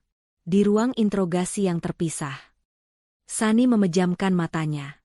Dia tidak mengatakan apa-apa. Seperti yang kita duga, lanjut Pak Hendra. Mereka hancur. Mereka saling menyalahkan. Iqbal menyalahkan Vika. Vika menyalahkan Iqbal. Dan Ibu Tini, dia menyalahkan takdir. Sani menarik napas panjang. Dia membuka matanya. Dia mengharapkan ada rasa kemenangan yang meledak-ledak. Dia ingin merasa puas. Dia ingin tertawa, tapi tidak ada. Yang dia rasakan hanyalah kehampaan yang dingin. Rasa lelah yang luar biasa. Dia ingat Iqbal yang dulu melamarnya dengan gugup. Dia ingat Ibu Tini yang dulu menyambutnya, meski dingin, saat pertama kali ke rumah. Dia ingat semua usahanya memasak gulai kepala ikan. Semua pengorbanannya berakhir di ruang interogasi yang bau. Sani, kamu masih di sana? Tanya Pak Hendra. Iya, Om. Bisik Sani. Saya di sini. Terima kasih, Om. Dia menutup telepon. Dia tidak menangis. Tapi untuk pertama kalinya, dia merasa kasihan. Bukan pada mereka, tapi pada dirinya sendiri, yang pernah mencintai orang-orang yang begitu mudah hancur itu. 48 jam. 2 hari penuh di dalam sel tahanan sementara yang dingin dan berbau pesing. 2 hari yang terasa seperti 2 tahun neraka. Kemewahan, kuasa, dan keangkuhan mereka dilucuti habis-habisan di balik jeruji besi itu. Iqbal tidak tidur sama sekali. Dia hanya duduk di pojok selnya yang sempit, memeluk lututnya, menatap kosong ke dinding yang kotor. Bayangan borgol, tatapan para tetangga, dan senyum dingin Pak Hendra terus berputar di kepalanya seperti kaset rusak. Hancur. Semuanya hancur. Vika, di sel wanita, tidak berhenti menangis dan menjerit. Dia mengeluh mual, pusing, kram perut, mengancam akan menggugat polisi jika bayinya kenapa-napa. Ibu Tini, di sel terpisah karena usianya, hanya dia membisu. Syok telah merenggut suaranya. Berkat kehamilan Vika dan kondisi Ibu Tini yang rentan karena usia, ditambah strategi licik Pak Hendra yang lebih suka melihat mereka menderita di luar, penangguhan penahanan akhirnya dikabulkan. Mereka dibebaskan dengan status tahanan kota. Wajib lapor setiap Senin dan Kamis, dilarang bepergian, dan tentu saja, semua aset tetap dibekukan. Pintu besi besar kantor polisi itu terbuka. Sinar matahari siang yang terik langsung menusuk mata mereka. 3 orang yang 2 hari lalu adalah raja dan ratu, kini melangkah keluar dengan pakaian yang sama kumalnya saat mereka ditangkap. Hening. Mereka bertiga berdiri canggung di trotoar yang ramai. Tidak ada mobil mewah yang menjemput. Tidak ada sopir yang membukakan pintu. Vika adalah yang pertama memecah keheningan. Dia menatap Iqbal dengan mata bengkak penuh kebencian. Jadi, desis Vika, suaranya serak. Gimana sekarang? Kamu bilang kamu hebat. Kamu bilang semua aman. Pembohong. Vika, diam. Lirih Iqbal, malu karena beberapa pejalan kaki mulai melirik. Diam? Kamu suruh aku diam? Vika tertawa histeris. Rumahku disita. Perusahaanku dibekukan. Uangku habis. Dan kamu suruh aku diam? Terus aku harus tinggal di mana? Di bawah jembatan? Jawab, Iqbal. Aku tidak tahu. Jawab Iqbal jujur, suaranya terdengar menyedihkan. Aku juga tidak punya apa-apa. Kartu kreditku semua diblokir. Terus anak ini gimana? Vika menunjuk perutnya. Kamu mau anak ini lahir jadi gelandangan? Kamu yang merencanakan ini semua. Kamu yang menjebak Sani. Kenapa kamu begitu bodoh sampai bisa ketahuan? Cukup. Iqbal akhirnya meledak. Rasa putus asa memberinya sedikit keberanian. Ini semua juga karena kamu. Kalau kamu tidak terus-terusan pamer. Kalau kamu tidak minta liburan ke Swiss. Kalau kamu tidak serakah. Kita tidak akan begini. Oh, jadi sekarang kamu menyalahkan aku. Vika menatap Iqbal dengan jijik. Dia melihat pria di hadapannya. Bukan lagi pria sukses yang memujanya. Hanya seorang pecundang yang bangkrut dan ketakutan. Vika tertawa sinis. Dasar pecundang. Aku kira kamu raja, ternyata kamu hanya tikus. Dia membenarkan rambutnya yang lepek. Dengar ya, Iqbal. Urusan kita selesai. Apa maksudmu, Vika? Tapi anak kita? Iqbal panik. Anak ini urusanku. Aku tidak akan membiarkan dia punya ayah pecundang sepertimu. Vika melangkah ke tepi jalan, mengabaikan teriakan Iqbal. Dia menyetop sebuah taksi yang lewat. Vika. Tunggu. Kamu mau kemana? Vika. Iqbal mencoba mengejar. Vika membuka pintu taksi, tapi sebelum masuk, dia berbalik. Dan satu hal lagi, Mas, katanya dengan senyum paling berbisa. Terima kasih untuk 50 miliarnya. Setidaknya Sani sudah membayarku mahal untuk waktu tidur denganmu. Pintu taksi dibanting. Taksi itu melaju, menghilang di tikungan, membawa serta Vika dan pewaris yang selama ini dibanggakan Ibu Tini. Iqbal membeku di tempatnya. Dikhianati. Dibuang begitu saja di pinggir jalan. Dia menoleh ke belakang. Hanya tersisa satu orang. Ibu Tini. Ibunya masih berdiri di depan gerbang kantor polisi, menatap kosong ke depan. Dia bahkan tidak bereaksi saat Vika pergi. Bu. Panggil Iqbal lirih. Ayo, Bu, kita pergi dari sini. Ibu Tini tidak menjawab. Dia hanya berjalan pelan, seperti robot, mengikuti kemana Iqbal melangkah. Iqbal memeriksa dompetnya. Dia mengeluarkan semua isinya. Beberapa lembar uang 100 ribuan dan recehan. Total, mungkin sisa 300 ribu rupiah. Cukup untuk apa? Mereka tidak bisa pulang. Rumah itu disegel. Mereka tidak bisa menghubungi kerabat. Terlalu malu. Iqbal berjalan tanpa tujuan, Ibu Tini mengikutinya di belakang. Mereka berjalan kaki berkilo-kilometer. Dari kawasan elit kantor polisi, masuk ke jalan-jalan kecil, gang-gang sempit, mencari tempat termurah untuk sekadar berteduh. Akhirnya, di sebuah gang becek di belakang pasar, Iqbal menemukan sebuah penginapan melati. Losmen murah yang catnya sudah mengelupas dan berbau apak. 1 kamar, Pak, kata Iqbal pada penjaga yang menatapnya curiga. Dia membayar dengan hampir semua sisa uangnya. Kamar itu adalah neraka. Sempit. Panas. Hanya ada satu kipas angin di langit-langit yang berputar lambat dan berisik. Satu ranjang sempit dengan sprei yang kotor dan berbau aneh. Kamar mandinya jongkok dan berlumut. Iqbal menghempaskan diri di kursi plastik. Dia menatap ibunya. Ibu Tini duduk di tepi ranjang. Masih diam. Tatapannya kosong. Bu, ibu bicara dong. Pinta Iqbal, frustrasi. Maafkan Iqbal, Bu. Iqbal salah. Iqbal gagal. Ibu Tini masih diam. Bu, setidaknya marahi Iqbal. Pukul Iqbal. Jangan diam saja. Iqbal mengguncang bahu ibunya. Ibu Tini menoleh pelan ke arah Iqbal. Sangat pelan. Dia membuka mulutnya, mencoba bicara. Iqbal. Suaranya keluar seperti desisan. Sangat serak dan tidak jelas. Iya, Bu. Ini Iqbal. MU muka.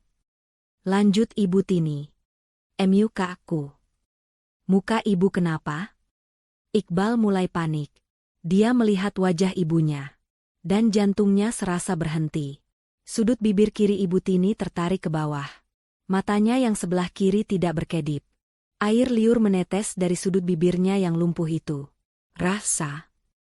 Ibu Tini mencoba mengangkat tangan kirinya untuk menyentuh wajahnya, tapi tangan itu tidak bergerak. Tangan itu terkulai lemas di pangkuannya. Ibu Tini menatap tangannya yang tidak patuh, lalu menatap Iqbal dengan mata yang kini dipenuhi kengerian. "Bu, Ibu." Iqbal menjerit.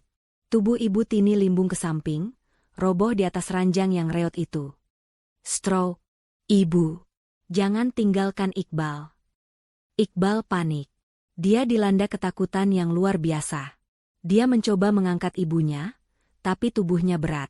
Dia berlari keluar kamar, berteriak minta tolong. Dengan bantuan penjaga losmen, dia membopong Ibu Tini ke bajai terdekat. "Rumah sakit.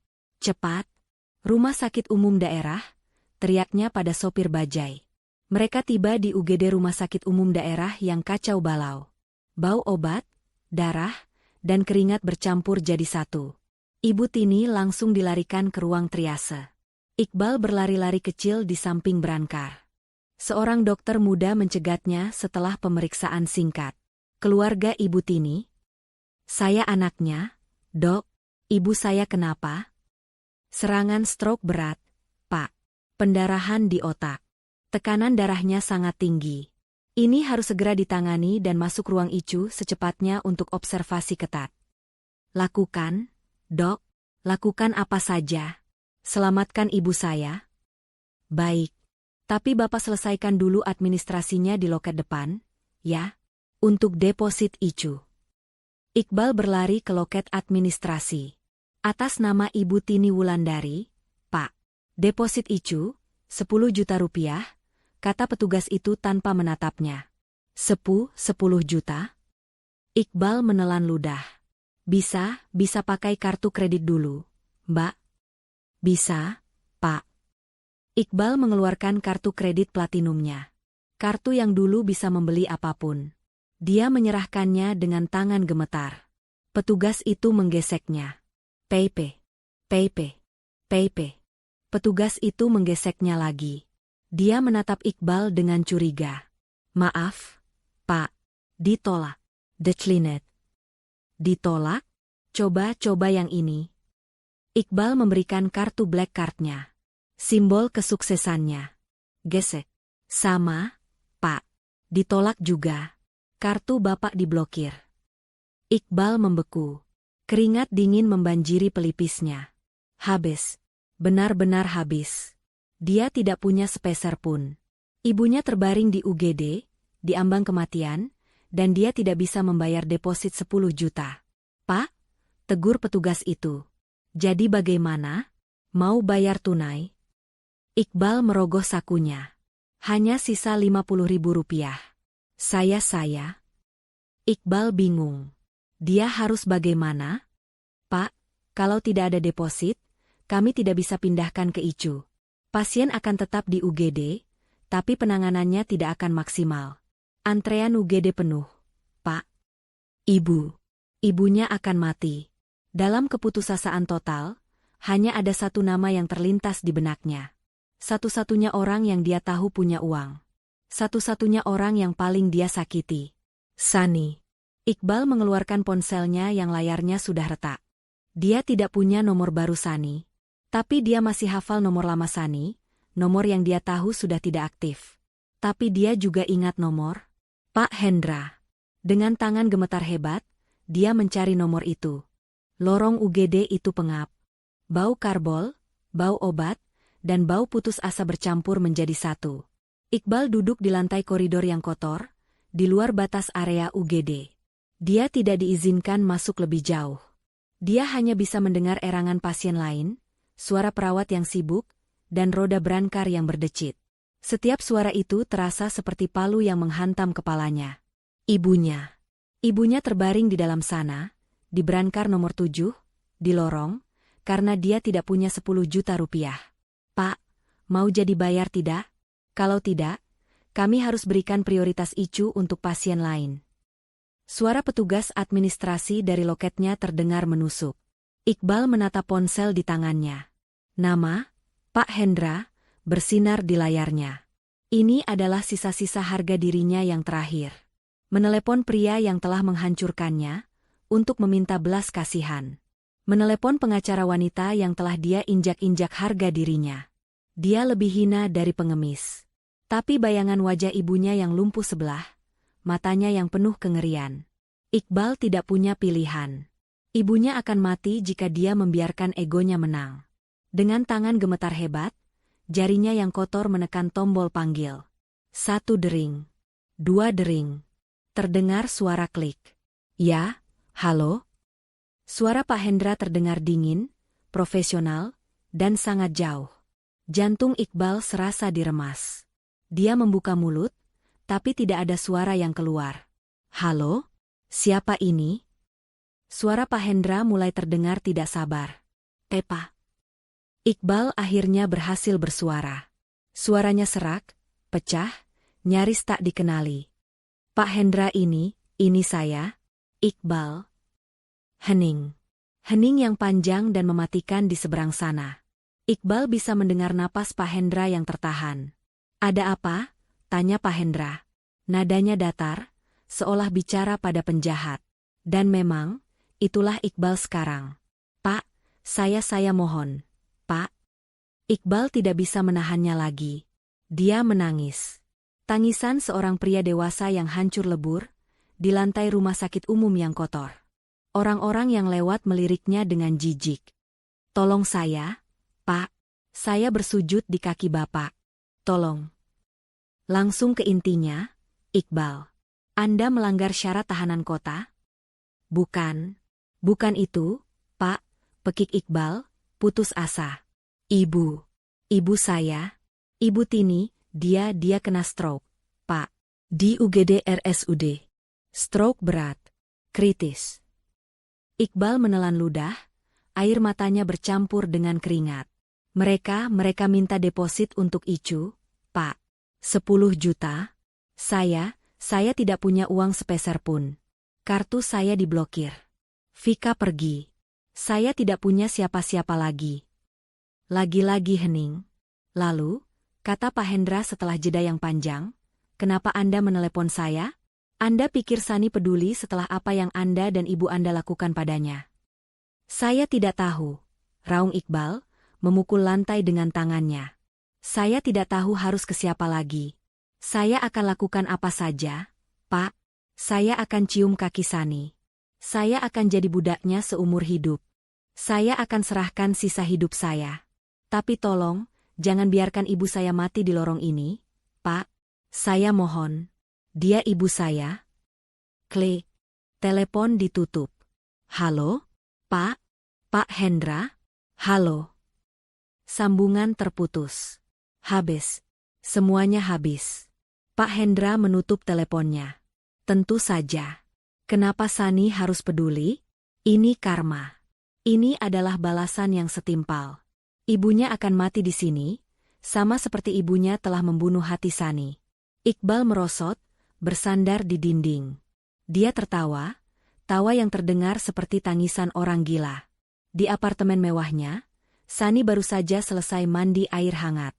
Dia mengenakan jubah tidur sutra yang nyaman.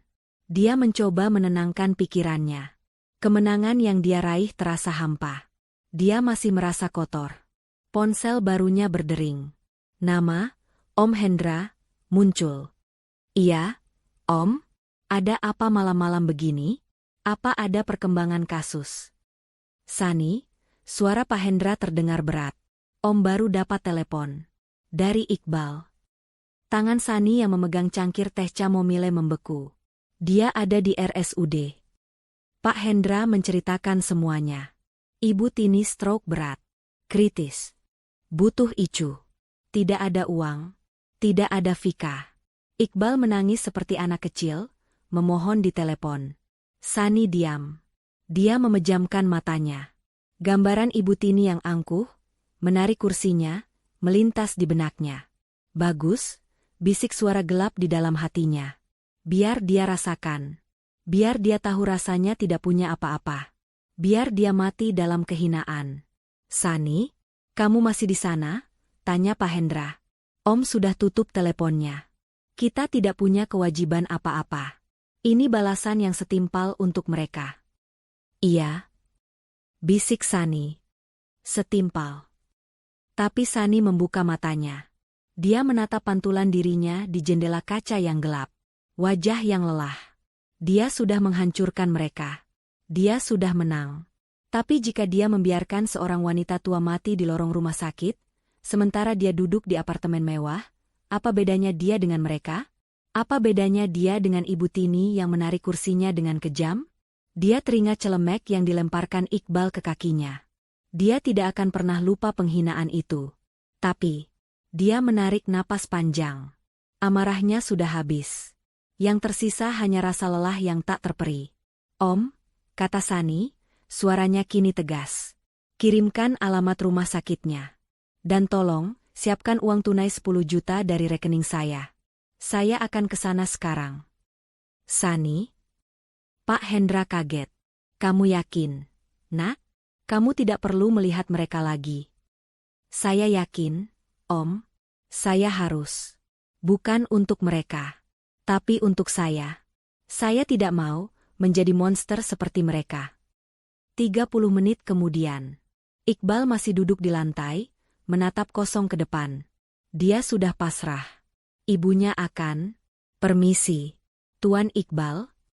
Iqbal mengangkat kepalanya. Dia melihat sepasang sepatu bot kulit mahal. Dia mendongak. Pak Hendra. Iqbal langsung merangkak, mencoba memegang kaki Pak Hendra. Pak, Bapak datang. Terima kasih, Pak. Terima kasih. Pak Hendra melangkah mundur, menghindarinya. Bukan saya yang harus kamu berterima kasih. Pak Hendra menyingkir. Di belakangnya, berdiri Sani. Iqbal terpaku. Sani. Dia ada di sana. Berdiri tegak, mengenakan mantel wol yang rapi, rambutnya tergerai sempurna. Wajahnya tenang, tapi matanya menatap Iqbal seolah Iqbal adalah kotoran di lantai. Dia tampak seperti bidadari pencabut nyawa. Cantik, tapi dingin dan tak terjangkau. Sani. Bisik Iqbal. Air matanya kembali mengalir. Sani. Kamu datang. Maafkan aku, Sani. Maafkan aku. Dia mencoba merangkak ke arah Sani, ingin bersujud di kakinya. Jangan sentuh dia, desis Pak Hendra. Sani berjalan melewatinya, seolah Iqbal tidak ada. Dia berjalan lurus ke loket administrasi. Pak Hendra menyerahkan sebuah amplop tebal berisi uang tunai. Atas nama Ibu Tini Wulandari. Kamar Icu. Segera, kata Pak Hendra tegas. Petugas itu, melihat tumpukan uang merah, langsung sigap. Baik, Pak. Segera kami proses. Suster. Pindahkan pasien Ibu Tini ke Icu, sekarang. Sani tidak menunggu. Dia berjalan masuk ke lorong UGD. Iqbal bangkit, tertatih-tatih mengikutinya dari belakang, tidak berani mendekat. Sani menemukan berangkar nomor 7. Dan di sanalah dia. Wanita yang tadi pagi di kantor polisi masih terlihat garang, kini terbaring tak berdaya. Selimut kusam menutupi tubuhnya. Sebelah wajahnya lumpuh total, tertarik ke bawah. Mulutnya sedikit terbuka, air liur menetes. Matanya yang sebelah, sehat, terbuka, menatap langit-langit dengan tatapan penuh kengerian dan kebingungan. Dia masih sadar. Ibu Tini mendengar langkah kaki. Matanya yang sehat bergerak. Dia melihat Sani. Mata itu langsung membelalak. Teror. Rasa malu yang luar biasa. Ketakutan murni. Wanita yang dia hina, mandul, wanita yang dia tarik kursinya, kini berdiri di hadapannya. Dan wanita ini, baru saja membayar untuk menyelamatkan nyawanya. Ibu Tini mencoba bicara. Yang keluar hanya erangan panik. Aag. Ug. Dia mencoba menggerakkan tangannya untuk menutupi wajahnya yang lumpuh, tapi tangan kirinya tidak bergerak. Mati rasa. Sani hanya berdiri diam, menatapnya. Dingin. Iqbal berdiri gemetar di belakang Sani. Sani, tolong maafkan ibu. Sani mengangkat tangannya, mengisyaratkan Iqbal untuk diam. Dia menatap mata Ibu Tini. Kenapa, Bu? Tanya Sani pelan. Ibu Tini terkesiap. Air mata langsung menggenang di matanya yang sehat, lalu mengalir deras ke samping, membasahi bantal yang kotor. Dia mengerang, mencoba menjawab. Dengan sisa kekuatannya, dia menggerakkan tangan kanannya. Tangan yang masih berfungsi. Tangan itu gemetar hebat, mencari-cari. Dia berhasil. Dia mencengkeram ujung mantel Sani. Cengkeramannya lemah, putus asa. Maaf. Bisiknya. Suaranya seperti parutan kelapa, nyaris tak terdengar. Maaf untuk apa? Tanya Sani, masih datar. Maaf sudah menghina saya? Ibu Tini menggeleng lemah. Air matanya semakin deras. Dia mencengkeram lebih erat. Eri. Sani mengerutkan keningnya. Apa? Ibu Tini mengumpulkan sisa tenaganya. Ibu Eri. Bisiknya lagi, lebih jelas. SAMAKMU. Sani membeku. Iri? KMU yang spesial? Lanjut Ibu Tini, setiap kata adalah perjuangan yang menyakitkan. KMU terhormat. Itu dia. Kata-kata itu. Kata-kata yang Ibu Tini gunakan untuk menghinanya. KMU bisa semua. Ibu tidak. Kamu bisa semua. Ibu tidak. Pengakuan itu menghantam Sani lebih keras daripada hinaan manapun. Jadi selama ini semua kebencian itu, semua hinaan, mandul, semua perlakuan kejam bukan karena Ibu Tini membencinya. Tapi karena Ibu Tini iri padanya. Iri karena Sani adalah semua yang Ibu Tini inginkan tapi tidak bisa dia capai. Mandiri, sukses, baik hati, dan dihormati. Sani menarik napas panjang. Seluruh amarah yang dia simpan berbulan-bulan, seluruh dendam yang dia rawat lenyap begitu saja. Menguap. Yang dia lihat sekarang bukanlah monster. Hanya seorang wanita tua yang rapuh, yang kalah oleh rasa irinya sendiri. Sani, yang tadinya berdiri kaku, kini menggerakkan tangannya. Dia tidak melepaskan cengkeraman Ibu Tini. Sebaliknya, dia menutupi tangan tua yang gemetar itu dengan tangannya sendiri. Tangan yang hangat. Ibu Tini terkesiap, menatapnya tidak percaya. Sani maafkan, Ibu. Lirih Ibu Tini, kini menangis seperti anak kecil. Air mata Sani sendiri akhirnya jatuh. Bukan air mata kemarahan, tapi air mata kelegaan. Saya maafkan, Ibu, bisik Sani. Di belakang mereka, Iqbal ambruk. Dia jatuh berlutut di lantai lorong rumah sakit, melihat pemandangan itu. Melihat istrinya yang terbuang, mengampuni ibunya yang telah menghancurkan mereka. Dia menundukkan kepalanya ke lantai yang kotor dan menangis meraung-raung. Penyesalannya bergema di lorong yang sibuk itu. 6 bulan berlalu sejak malam di lorong rumah sakit itu. 6 bulan yang Sani gunakan untuk menata ulang puing-puing hidupnya, bukan dengan amarah, tapi dengan ketenangan yang baru dia temukan. Hari ini, Sani duduk di ruang konferensi yang sama di kantor Pak Hendra. Tapi kali ini, udaranya terasa ringan. Di atas meja di hadapannya, tergeletak setumpuk dokumen. Yang paling atas adalah akta cerai. Sudah selesai, Sani? Suara Pak Hendra memecah keheningan. Semuanya sudah ditandatangani. Kamu resmi bebas. Perceraianmu dikabulkan dengan alasan pengkhianatan dan tindak pidana. Sani menatap dokumen itu. Bebas. Kata itu terasa aneh di lidahnya. Bagaimana dengan mereka? Tanya Sani pelan, bukan karena peduli, tapi karena dia perlu menutup bab ini selamanya. Pak Hendra bersandar di kursinya. Berita yang menarik, katanya. Iqbal. Dia kooperatif sepenuhnya setelah malam itu. Dia mengaku bersalah atas semua tuduhan, pemalsuan, penggelapan, semuanya. Karena kamu mencabut tuntutan pidana terberat dan hanya fokus pada pengembalian aset, hakim memberinya keringanan. Dia divonis 3 tahun penjara, dipotong masa tahanan. Sani mengangguk. Dia tidak merasa kasihan. Dia tidak merasa apa-apa. Dan Vika? Pak Hendra tersenyum tipis. Senyum yang masam. Ah, Nona Vika. Dia adalah aktris terbaik dalam cerita ini. Dia kabur. Sehari setelah dia meninggalkan Iqbal di kantor polisi, dia terbang ke negara yang tidak memiliki perjanjian ekstradisi dengan kita. Uang 50 miliar itu lenyap bersamanya. Lalu kehamilannya? Tanya Sani. Palsu, jawab Pak Hendra singkat.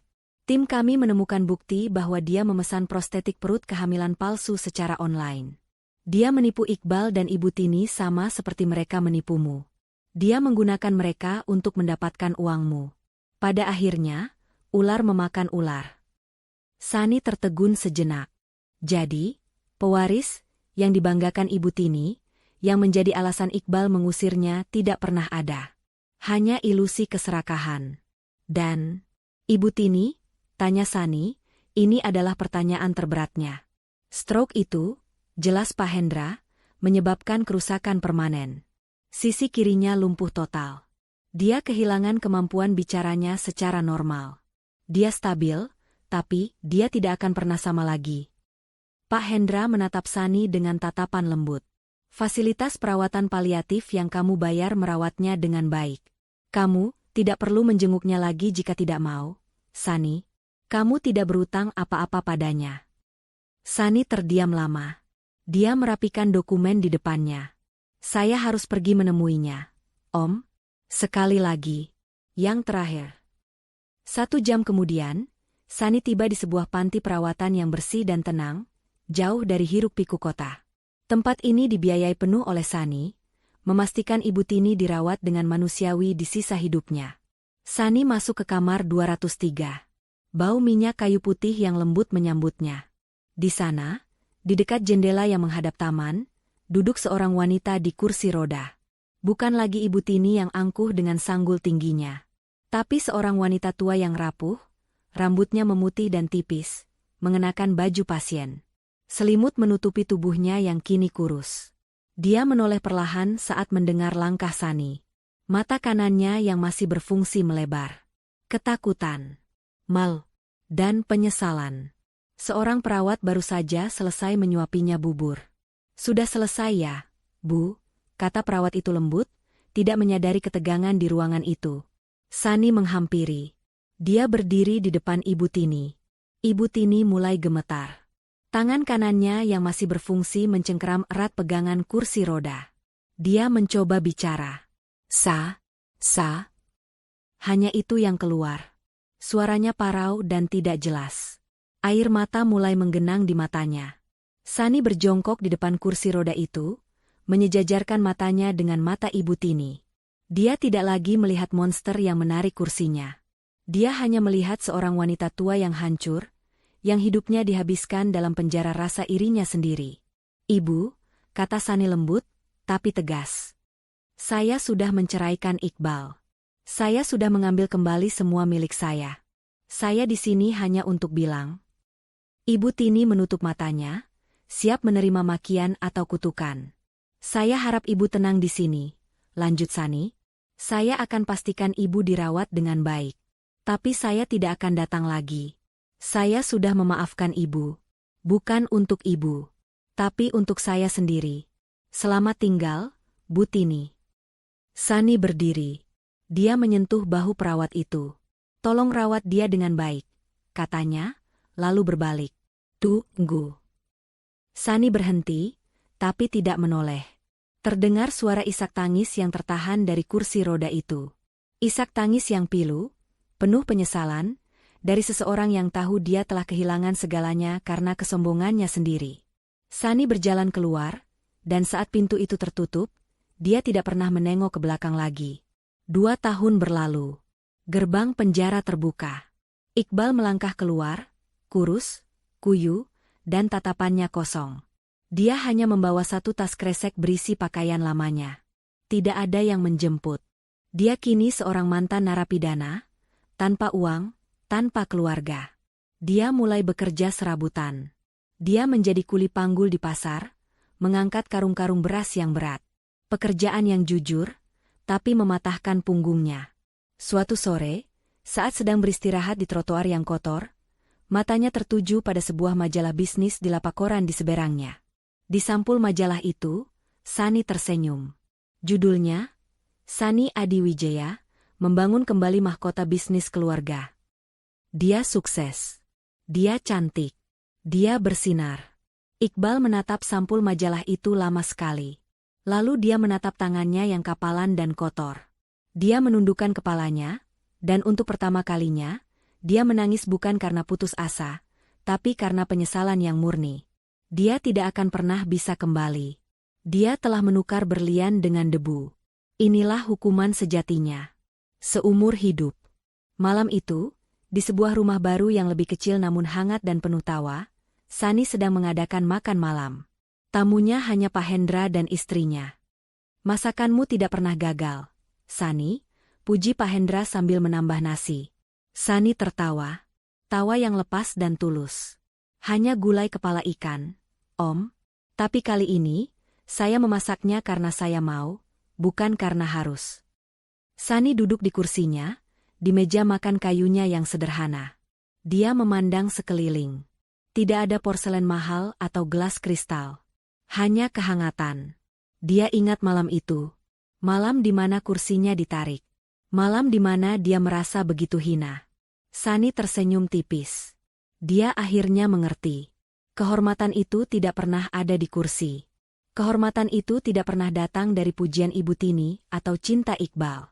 Dia tidak lagi mencari kursi kehormatan. Karena Sani sadar, dialah kehormatan itu. Dia telah melalui neraka, tapi dia memilih untuk tidak terbakar di dalamnya. Dia memilih damai. Dia memilih untuk memaafkan. Dia bebas. Dan hatinya utuh. Pesan moral. Kehormatan sejati tidak terletak pada kursi, jabatan, atau pujian orang lain, melainkan pada hati yang mampu memaafkan dan tetap tegar setelah dilukai. Sebab, iri hati dan kesombongan hanya akan menghancurkan pemiliknya dari dalam.